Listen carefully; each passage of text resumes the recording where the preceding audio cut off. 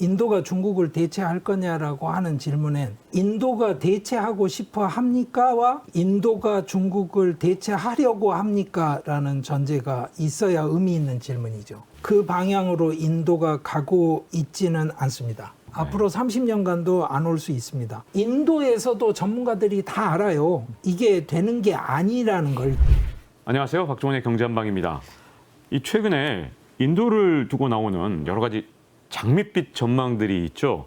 이 중국의 인구도 추월하는 인구 대국 인도 떠오른다. 중국이 하던 세계 공장 역할도 대체하게 될 것인가? 이런 여러 가지 얘기들이 나오고 있는데, 자, 지금 그 누구보다도 인도를 가장 잘 아는 바로 이분, 바로 서울대 아시아연구소 남아시아 센터장인 강성현 교수님은요, 이 질문 자체가 잘못됐다 이렇게 말씀을 하십니다. 자, 강성현 교수님, 그 이유를 들어보기 위해서 모셨습니다. 아니 근데 이렇게 생각하는 사람 진짜 많잖아요. 이게 중국 뭐 이렇게 패권 전쟁하고 이제 중국에서 공장 다 빼서 인도가 대체한다니까라고 하는 사람들 많은데 이 질문 자체가 잘못됐다. 이게 무슨 뜻입니까?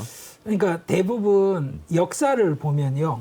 질문에 대한 정답을 찾냐 못 찾냐에 따라서 역사가 바뀌는 게 아니고 질문이 하는 전제들이 있어요.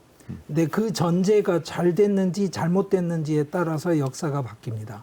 인도가 중국을 대체할 거냐라고 하는 질문엔 인도가 대체하고 싶어 합니까와 인도가 중국을 대체하려고 합니까? 라는 전제가 있어야 의미 있는 질문이죠. 네. 근데 이 두 가지에 대해서 인도 내부의 전문가들도 심각한 비판 의견을 제시합니다. 그러니까 무슨 말이냐면 말로는 그렇게 하겠다라고 하지만 실제로 인도가 하고 있는 정책 그리고 그 정책의 지향점을 만든 현 집권 세력의 지향점은 실제로는 그렇지 않다는 겁니다.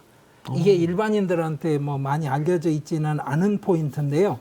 그래서 제가 그거를 약간은 지적을 하는 게 의미가 있을 것 같아서 이 말씀을 드리고자 하는 겁니다. 아니 근데 당연히 뭔가 차세대 중국 같은 역할을 하게 되면 인도가 훨씬 더 잘 살게 될 것 같으니까 인도도 다 바라고 있을 것 같다 이렇게 우리 나름대로는 그냥 막연한 추정을 하고 있었거든요. 이게 잘못된 생각인가요? 그럼 이게? 그러니까 아직 결론이 난 건 아닌데 그 방향으로 인도가 가고 있지는 않습니다. 그러니까 갈림길에 서 있습니다. 그런데 지금 현재 집권 세력의 지향은 그 방향이 아닌 방향으로 보이는 거예요.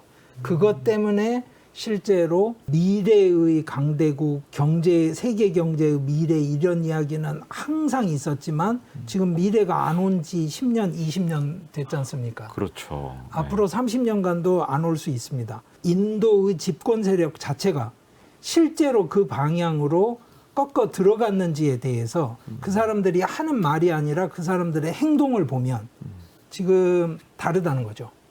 아니 모디 총리 막 들어서고 경제 개혁하고 하니까 뭔가 서구 자본주의랑 좀 섞어서 인도하고 이렇게 중간지대쯤 갈 줄 알았더니 그런 게 아닌가 보죠, 전혀. 그게 현실에선 그렇지 않아서 그렇고요. 아주 잘 자란 이야기부터 한번 시작을 해보죠. 대표적으로 이야기가 나오는 게 애플이 생산 기반을 인도로 옮긴다 이런 건데요. 지금 자료를 보시면 여기 인도 스마트폰 시장의 그 이제 점유율인데요. 21년, 22년 자료입니다. 뭐 샤오미, 삼성 다 아실 텐데 리얼미라고 지금 세 번째 나와 있는 업체는 사실은 오포 자회사로 시작한 중국 업체입니다. 비보, 오포 이렇게 가죠. 그러니까 아직도 인구가 많은 건 사실이지만 빈부 격차가 커서 애플 단말기를 살 만큼의 중산층이 많지가 않은 겁니다. 이게 이제 인도의 현실이고요. 그런데 이때 그 다음 자료를 한번 보시면 자, 21년에서 22년으로 넘어가는데 애플이 시장 점유율이 하락을 했습니다. 이건 당연히 이제 경제의 침체하고 관계가 되는 거죠. 그런데 여기 세후 이익을 보시면 순이익이 증가를 했습니다. 네. 그러니까 무슨 말이냐면 아니 덜 팔려도 돈을 더 벌어? 이게 우리가 부러워하는 애플의 경쟁력 아닙니까? 비싸게 팔 수 있는 힘인가요? 그렇죠. 네. 그렇죠. 그러면 자 애플이 단말기를 판매하는 양까지 늘어난다면 어떨까 싶죠. 인도는 한 번도 수출 지향 경제 체제를 갖춰본 적이 없어요. 그 말은 인도 모든 제조업의 스탠더드는 국제 경쟁력 기준이 아닙니다. 내수 시장 기준이고 또 하나는 수입 대체 기준입니다. 그러면 인도에서 하는 일은 항상 뭐다? 관세 장벽을 높이고 내수 시장을 중심으로 해서 경제를 만들어 갑니다. 그럼 애플 입장에서 딱 하나죠. 인도 내수 시장이 커질 것은 분명한데 어떻게 잡아야 됩니까? 그 인도에다가 애플 공장을 지어야 되겠네요. 네. 당연하죠. 그래서 팔아먹을 수 있을 만큼의 생산 시설을 인도로 옮기는 겁니다. 그걸 가지고 중국을 빼서 인도로 옮긴다라고 호들갑을 떠는 건 과합니다. 예를 들어서 전 인도 중앙은행 총재가 금년 1월에 세계 경제 포럼에 가서 한 말입니다. 기자회견에서 이야기를 했어요. 인도가 세계 경제 성장에서 중국을 대체할 것이라고 생각하는 것은 시기상조다. 다만 인도가 잘하고 있으니 아시아 경제 전체가 성장하면서 상황이 바뀔 수도 있을 것이다. 똑같은 이야기를 누가 했냐? 자, 인도 국가경제보좌관이 했습니다. 아르빈 수브라마니안이 했던 이야기인데요. 이것도 맥락이 똑같습니다. 그러니까 무슨 이야기냐면 인도에서도 전문가들이 다 알아요. 이게 되는 게 아니라는 걸. 그럼 뭘 봐야 되느냐? 이거죠. 중국에서 만든 애플 단말기를 중국에서만 씁니까? 아니죠. 전 세계로 다 쓰는 거죠. 그렇죠. 네. 그거죠. 네. 그럼 만약에 진짜 애플이 인도를 그렇게 활용한다고 치자면 애플 제품이 인도에서 수출되는 액수를 봐야 되겠죠. 네. 핵심은 그겁니다. 그래서 그 데이터를 한번 보시죠. 예. 22년 것까지 나와 있는데요. 이게 애플 수출 데이터가 폭발적으로 늘었나요? 그렇지 않고 좀 이렇게 아니, 느는 건 맞아요. 네. 느는 네. 건 예, 네. 맞습니다. 그런데 자, 애플이 중국을 빠져나와서 인도로 옮겼다더라. 그러면 아니 인도산 애플 제품이 수출된 기존 액수가 작기 때문에 뭐 두세 배 찍어야 되지 않나요? 그리고 21년하고 22년이 차이가 이렇게 안 나면 이게 뭔가요? 놀라운데요. 네. 그러니까 22년도 수출액을요. 지금 여기는 루피 단위로 돼 있는 그래프입니다. 네. 제가 이거를 달러로 환산해 보니까 1,400만 달러 남짓입니다. 애플이라는 기업의 덩치를 생각할 때 1,400만 달러를 수출을 했어요. 네. 아니 지금 그걸 가지고 호들갑을 떨 일인지 생각을 좀 해보자는 거죠. 네. 자, 그다음 폭스콘 이야기를 아까 짧게 말씀을 드렸지만 대만 회사지 않습니까? 지정학적 위험에 노출이 돼 있어요. 그럼 폭스콘 입장에서는 다른 방식의 어떤 안전 키를 잡아야 될 필요가 있습니다. 애플과는 다릅니다. 그렇다고 하면 당연히 인도가 매력적일 수 있죠. 이 이야기가 실제로 맞는 이야기냐라고 누가 물으시면 저는 이렇게 말씀을 드릴게요. 세계적인 기업, 미국의 빅테크 기업 중에 애플이 아니라 인도에서 물먹은 기업을 한번 보시라는 겁니다.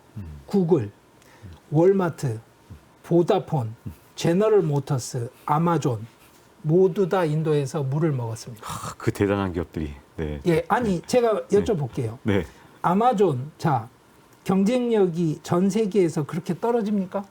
뛰어난 기업이죠, 진짜. 네. 아니 구글, 네. 월마트 도대체 이게 왜 인도에서 실패했을까요? 그 사람들이 인도 현지화를 못해서일까요?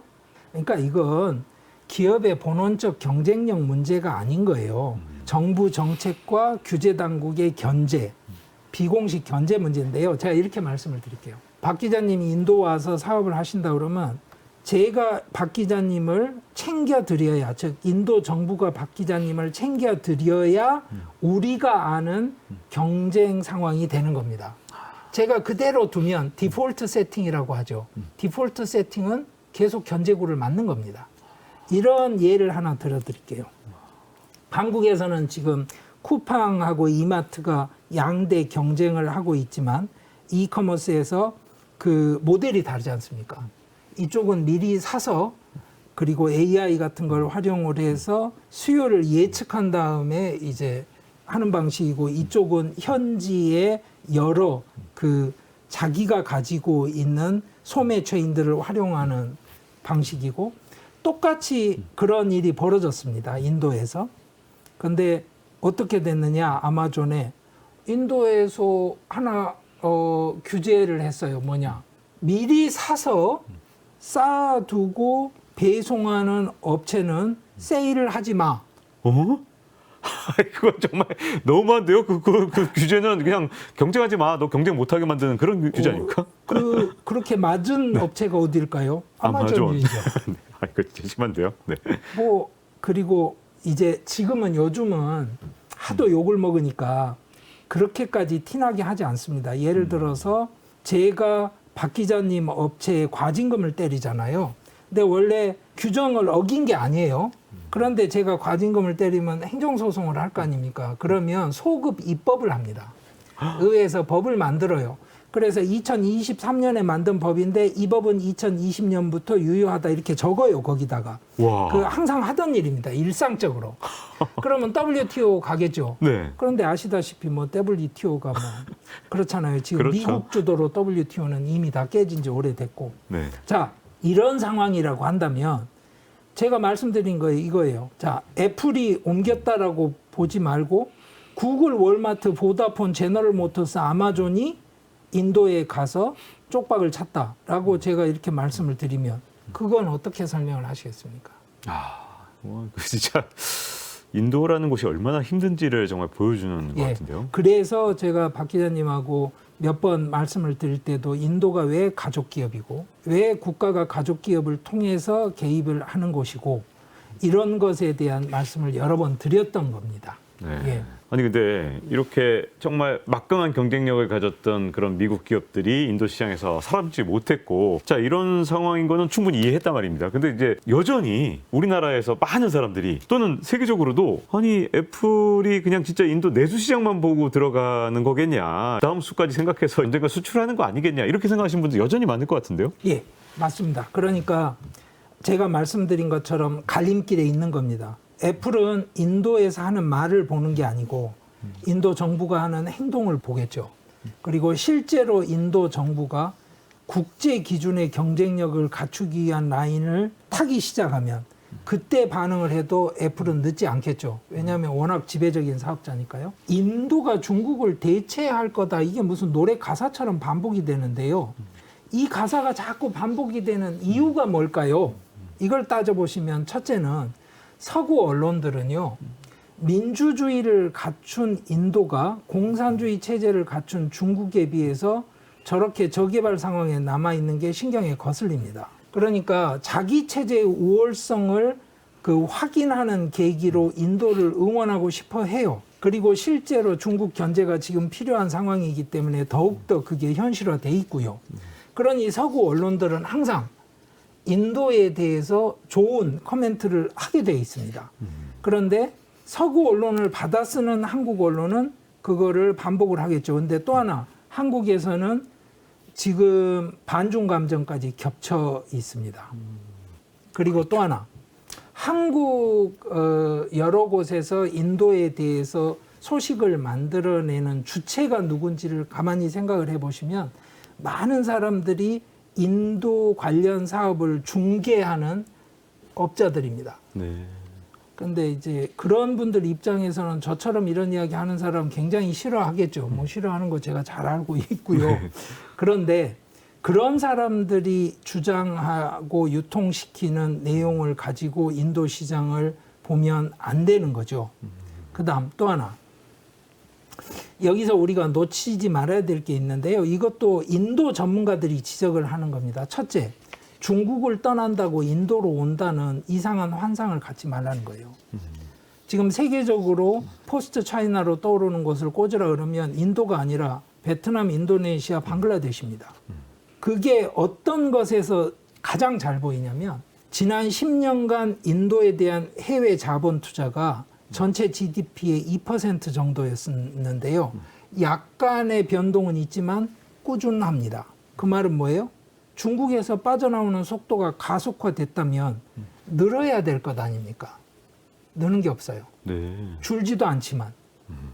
그 다음에 자 해외 자본이 인도 내에 투자를 강화시키고 있는 건 맞지만 이걸 근거로 뭐 붐이라고 할 게 없어요. 이렇게 말씀드릴게요. 자, 인도는 GDP의 30%를 대략 투자를 합니다. 중국은 50% 투자를 합니다. 인도는 제조업 비중이 20%인데 중국은 30%입니다. 그리고 중국은 사실 서구 선진국이나 동북아시아 몇 개 국가를 제외하고 인프라 수준이 이미 세계적인 나라가 돼 있습니다. 인도는 아니죠. 10년 전쯤에 굉장히 유행했던 게 인도식 지름길 이야기였습니다. 네. 아니 은행은 필요한 게 아니고 우리가 디지털로 해가지고 핀테크로 가면 다 해결되는 거야 이런 이야기를 했었어요. 그리고 사람들이 박수를 쳤고 인도 중앙정부도 그 주장을 많이 했습니다. 저도 뭐 단언을 하긴 쉽지 않지만 제가 UN 국제기구에서도 일을 하셨던 저명한 인도 경제학자한테 이 질문도 했었어요. 그분 대답이 딱 한마디였습니다. 헛소리다. 지금은 이런 이야기가 잘 안 들려요. 왜일까요? 그거죠. 이게 그렇게 되는 게 아니라는 겁니다. 네. 그러니까 제가 말씀드리는 거는 자, 네이션 빌딩, 그 국가적인 어떤 인티그리티를 키워가는 의미에서 국뽕 정치는 가능한데 국뽕 경제는 안 된다는 거죠. 국뽕을 가지고 돈을 찍어낼 수는 없지 않습니까? 네. 그래서 그러면 대체 가능하려면 뭔가를 해야 되는데 인도에서 첫째는 현재 상황에서는 불가능합니다. 두 번째는 뭐냐? 이게 중요한데요. 현재의 집권 세력이 가진 정책 지향이 이 방향으로 가고 있는지에 대해서 아직도 확신이 없습니다. 그래서 전 세계 자본들이 들어가지 않는 것이고 한국도 반도체 공장을 인도에 세우지 않는 겁니다. 그러니까 가족 기업을 통한 국가주도 경제 그리고 또 하나 국제시장 기준이 아니라 수입 대체 산업 육성 정책이 기본 산업 정책이에요. 그러니까 무슨 이야기냐면 방위 산업을 예로 한번 들어보시죠. 한국은 무기를 우리가 만들면 좋지만 우선 우리의 국방력을 유지를 해야 될 절대적인 필요가 있습니다. 그러니까 매번 무기 도입할 때마다 엄청난 논란이 일어납니다. 전투기 수입하자, 아니다, 이번에는 국산 개발하자, 현실적이 아니다, 아니 언제까지 그럼 수입 무기에만 매달려서 할 거냐, 뭐 이런 논쟁 중에도 우리는 꾸준히 개발은 개발대로 하고 필요할 때 수입을 했습니다. 인도는 어떻게 했느냐? 개발을 했는데 문제는 뭐냐면 거의 코미디에 가까운 상황이 벌어졌죠. 결국에는. 네. 이게 바로 지금 인도의 집권층이 가지고 있는 산업 정책입니다. 그 말은 무슨 말이냐면 인도 내부에서는 인도의 챔피언을 기른다라고 하지만 그 인도의 챔피언을 기른다는 게 실제로는 가족 기업으로 주로 두 기업, 아다니하고 릴라이언스입니다. 특혜를 주는 거고요. 그 특혜를 받은 기업들이 관료들과 함께 자의적인 의사결정을 해가면서 인도 챔피언 자리를 차지를 하는 겁니다. 그런데 그 챔피언 자리를 차지하기 위해서 국제 기준보다 품질이 떨어지면 관세 장벽을 막아주고 비관세 장벽으로 보호를 해주죠. 그러면 그 사이에 중요한 건 뭐냐? 부정부패가 끼어드는 거죠. 전형적인 예로 제가 릴라이언스 그룹의 상황을 그림으로 한번 보여드릴게요. 네. 이걸 한번 보십시오. 자, 이 제목 자체가 뭘 보여주냐면 릴라이언스 그룹은 모든 분야에서 다 다른 업체와 경쟁하고 있다. OTT부터 시작해서 인터넷이며 화학이며 뭐든지 다요. 심지어는 은행업까지. 와, 이게 여기 표가 지금 보이지 않습니까? 네. 그렇죠? 네. 문어발 중에 문어발은 여기 있었군요. 예. 네. 와. 그래서 아다니 사태가 터졌을 때도 한 달 지나면 인도 증권 시장은 제자리로 돌아갈 겁니다. 그러니까 주가가 돌아가진 못해도 원래 하던 방식으로 갈 겁니다라고 말씀을 드렸어요. 그게 바로 국가 정책이 이것을 원하기 때문입니다. 그러면 한번 생각해 보십시오. 미국의 인플레이션 감축법 IRA가 나오면서 한국에서도 논란이 굉장히 많았습니다. 그렇죠? 네. 하지만 중요한 건 뭐냐? 그 논란이 왜 생겼냐면 보이기 때문이잖아요.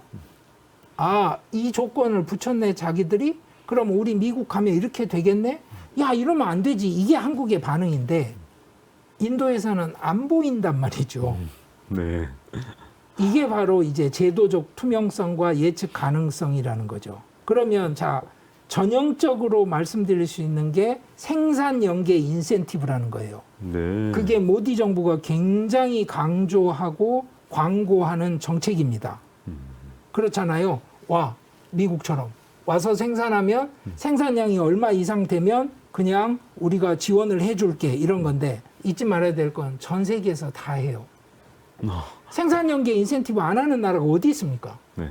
한국은 예를 들어서 그 간접 지원을 하죠. 무슨 이야기냐면 R&D에 들어간 액수를 뭐 조세에서 깎아준다거나 이런 방식으로도 이거 다 따지고 보면 인센티브잖아요.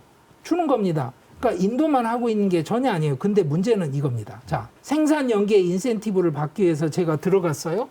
그러면 예를 들어서 제가 구두 만드는 업체를 만들면 아니 재료는 수입을 해야 될 것 아닙니까? 그리고 붙이는 접착제 이런 거라도 필요하잖아요. 네. 그거를 수입하는데 관세를 몇 배를 더 올려놓습니다. 그러니까 예를 들어서 현대자동차가 들어가서 생산연계 인센티브를 받는데 한국에서 보내는 부품의 관세가 4-5배 된다고 예를 들어서 그렇게 한다고 하면 물론 다시 수출을 하는 물량이 크기 때문에 이제 현대차 같은 경우는 또 이야기가 다르지만 이게 말이 될까요? 그러니까 인도 전문가들도 하는 이야기는 무슨 이야기냐면 앞뒤가 안 맞는다는 거죠. 그러니까 수입 대체하겠다라는 말은 맞지만 생산 연계 인센티브를 만들면서 원자재 수입과 그리고 중간 생산 자재 수입의 관세를 더 높여놓고 나면 도대체 이게 말이 되냐 이거죠. 지금 모든 기업이 생각하는 건 안정이죠. 네. 예측 가능성. 그러면 정치적 안정, 경제적 안정, 제도적 투명성 이런 걸 요구를 하는데요. 인도 재원의 20%가 국가 부채 이자 상환에 쓰이는 상황이에요. 그러면 투자가 잘 안 되는 거죠. 투자가 잘 안 되는데 정책 자체는 또 수입 대체. 이렇게 엇박자가 나는 상황이라고 한다면 과연 외국 기업들이 적극적으로 들어가서 투자하고 진출을 할까요? 그리고 그것이 안 이루어지는데 중국을 대체할까요? 이거는 잘 따져봐야죠. 근데 이 뭐 예. 말씀하셨던 생산 연계 인센티브 예. 이런 것들에 이제 미래지향적인 산업 분야들이 대거 포함된 거 이렇게 그냥 겉에서 볼 때는 야 그럼 이제 인도에서 뭔가 큰 변화가 있고 이제 뭔가 미래지향적으로 인도 산업이 바뀌는 거 아니야? 이런 예. 기대를 또 할 수 있지 않나요? 맞습니다. 밖에서? 정확합니다. 네. 네. 그리고 그게 바로 인도 정부에서 했던 이야기예요. 근데 그게 아니라는 말씀을 지금 드리는 거예요. 예를 들어서 자, 인도가 생산 연계 인센티브를 지원한 액수가 247억 1천만 달러인데요. 이걸 14개 분야로 나눠서 줍니다. 그중에 제일 크게 준다는 데가 반도체인데요. 100억 달러 줍니다. 근데 미국은 반도체에만 2,800억 달러 줍니다. 네. 중국은 반도체에 7천억 달러 줍니다. 자, 그러면 제가 반도체 업체라고 그러면 어디로 가야 될까요? 아유 이거 금액 차이가 너무 큰데요. 고민할 것도 없는데요. 네. 또 하나, 액수는 적은데 14개로 나눠 먹기를 해요. 그럴 때 또 문제가 이겁니다. 14개 분야를 나누는 과정에서 로비가 얼마나 심했을지는 아시겠죠? 자, 좋습니다. 그러면 전문가들은 다 이야기를 합니다. 인도 내에서 2차 전지하고 반도체에 집중하자. 집중 안 됩니다. 절대로. 로비하고 그 기득권을 어떻게 할 수가 없어요. 그러면 이제 자 2차 전지 예를 들어보죠. 업체를 선정할 때 이렇게 선정을 합니다. 목표치가 높으면 선정이 돼요. 그러면 자 LG 에너지 솔루션 같은 업체는 이미 비즈니스를 해봤어요. 네. 목표치를 우리 300% 달성할 거야. 이런 말 안 적죠. 해봤는데. 네.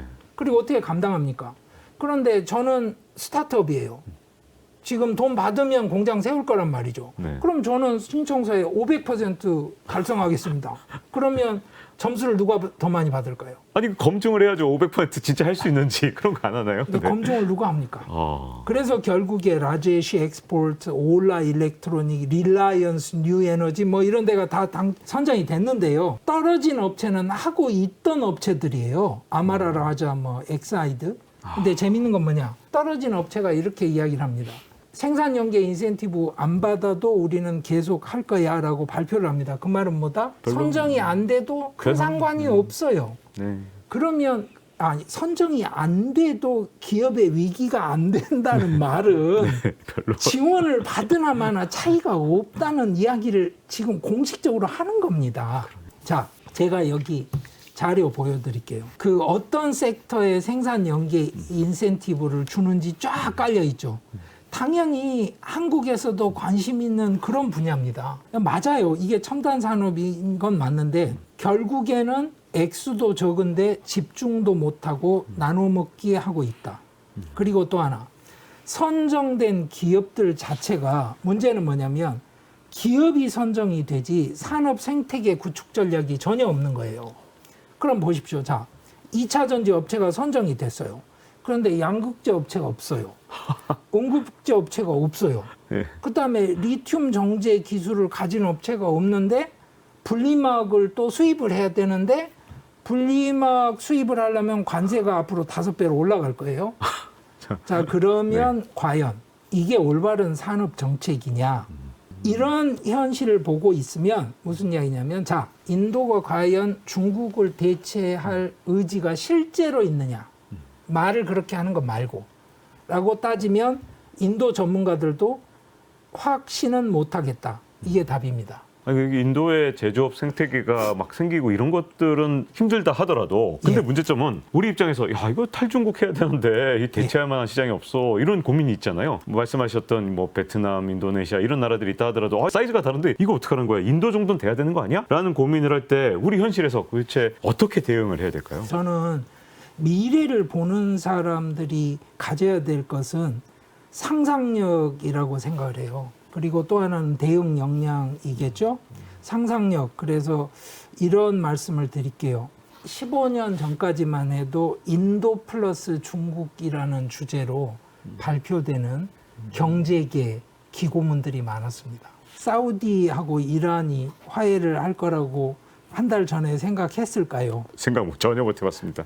네. 그런데 예를 들어서 인도가 제조업 기반 구축을 위해서 중국 카드를 좀 더 제대로 활용하겠다라고 의사결정을 할 줄 어떻게 합니까? 그리고 미국이 보기에 그래 중국에서 뭔가 제조업 기반을 인도로 옮기려면 우선은 좀 빼낼 수 있게 인도 쪽이 중국을 활용하는 카드를 묵인을 해주는 게 우리한테 좋아 보이는 걸 뭐 이럴 줄 어떻게 합니까? 예를 들어서 모디 총리가 파키스탄에 방문해서 화해를 하는 것으로 물밑으로 군부하고 파키스탄 군부하고 합의가 끝났다가 그게 이제 임란 칸 총리가 반대하면서 깨지고 말았는데요. 어느 날 갑자기 파키스탄과 인도가 화해를 하면서 파키스탄의 기초 인프라를 장악하고 있는 중국과 인도의 자본이 겹쳐서 파키스탄으로 들어가면서 파키스탄이 그 중간에 매개자가 될 줄 어떻게 압니까? 그러니까 이런 모든 가능성에 대해서도 우리는 열고 생각을 해야 되고요. 이런 생각을 못하게 되는 굉장히 큰 이유가 흑백 논리고 진영 논리지 않습니까? 근데 저는 세계 질서가 양극 체제로 갈 거라고 생각하지 않습니다. 다극 체제로 갈 겁니다. 사우디도 거기에서 한 자리를 차지하기 위해서 지금 대범한 결정을 해가고 있는 거고요. 이란을 정리를 했고 뭐 지금 이스라엘하고도 정리가 돼가는 과정이라고 생각을 하고요. 그렇다면 인도는 양극 체제를 전제하고 미국 밑에 남아 있습니까? 지금까지 그래 본 적이 없죠, 인도가. 그럴 때 그러면 아니 상상력은 좋은데 현실적인 이야기를 좀 해보시죠. 저한테 말씀을 하시면 저는 이 이야기를 재작년인가 외교부분들 계실 때 한번 발표를 한 적이 있습니다. 빔스텍이라는 기구가 있습니다.